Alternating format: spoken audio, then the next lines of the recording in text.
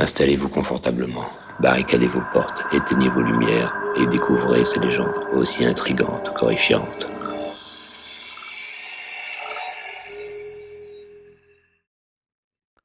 Bonsoir, soyez les bienvenus dans mon univers. Ce soir, je vais vous raconter 3 histoires. Une histoire angoissante et 2 histoires paranormales. On commence avec la première. Le vieil homme à la canne. Un soir, je venais de sortir du travail tard dans la nuit. Alors que je marchais vers ma voiture, j'ai remarqué un vieil homme étrange qui me suivait avec une canne. Au début, j'ai essayé de ne pas y prêter attention, pensant qu'il allait peut-être dans la même direction que moi. Mais plus je marchais, plus je me rendais compte qu'il me suivait vraiment. J'ai commencé à me sentir mal à l'aise, et j'ai accéléré le pas. Cependant, le vieil homme s'est aussi mis à marcher plus vite, toujours en me suivant à quelques pas derrière moi. J'ai commencé à sentir mon cœur battre plus fort dans ma poitrine, alors que l'angoisse grandissait en moi. Je me suis retourné pour regarder le vieil homme dans les yeux, mais il a simplement souri de manière sinistre et a continué de me suivre. Je ne savais pas quoi faire, mais je savais que je devais sortir de cette situation effrayante. J'ai donc commencé à courir vers ma voiture, en essayant de perdre le vieil homme dans les rues désertes de la ville. J'ai finalement atteint ma voiture, et j'ai rapidement verrouillé les portes avant de partir en trombe. Je ne sais pas ce que voulait ce vieil homme, mais je sais que je ne veux plus jamais le croiser sur mon chemin.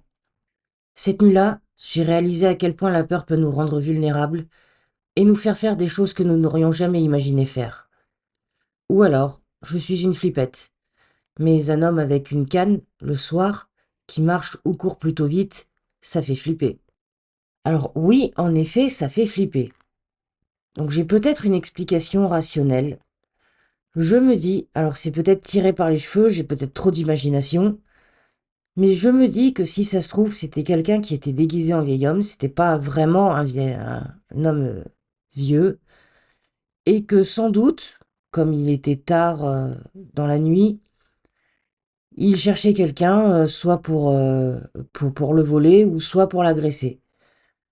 C'est tout ce que je vois comme explication, parce que je vois mal un homme de base assez âgé, ensuite avec une canne, accélérer le pas comme ça. De base, si t'as une canne, c'est que tu as du mal à marcher. Du moins, c'est mon avis.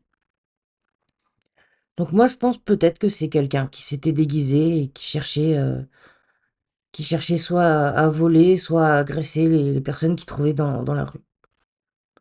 Passons maintenant à la seconde histoire. C'était il y a 2 ans, et il m'arrivait souvent de voir quelqu'un que personne ne connaissait dans mon quartier. Je ne m'inquiétais pas puisque je me disais qu'il allait vers les poubelles de verre, qui ne sont pas très loin de chez moi. Alors les poubelles de verre, je suppose que tu veux dire les poubelles où on recycle tout ce qui est en verre.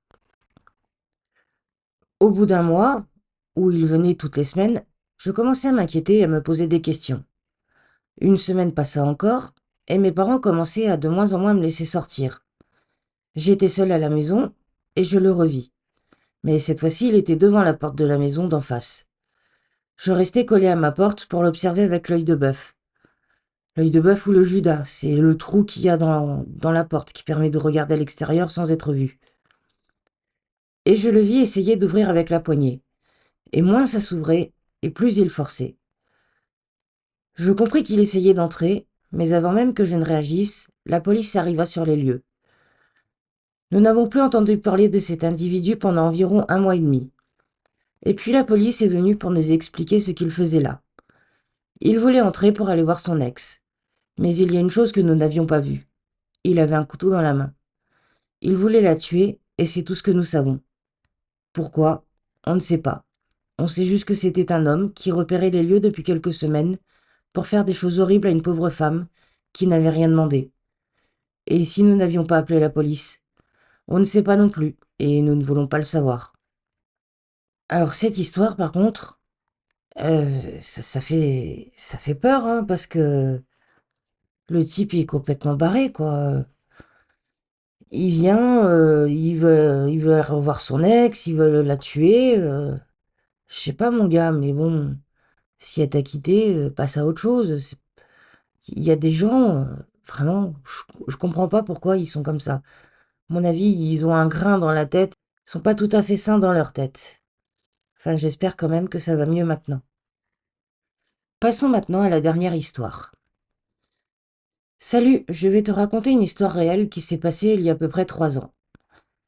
À ce moment-là, je vivais une semaine sur 2 chez ma mère avec mon frère. J'étais au collège et mon frère était en primaire. Donc ma mère allait le chercher à l'école pour manger à la maison et moi je mangeais au collège. Un jour, ma mère a été chercher mon frère à l'école comme d'habitude. Il mange et au moment de repartir, mon frère cherche ses cartes Pokémon sur la table basse, là où il les avait laissées, d'après lui. Il ne les trouve pas. Ma mère ne s'inquiète pas et lui dit qu'il a dû les laisser autre part. Elle le ramène à l'école et revient dans l'appartement.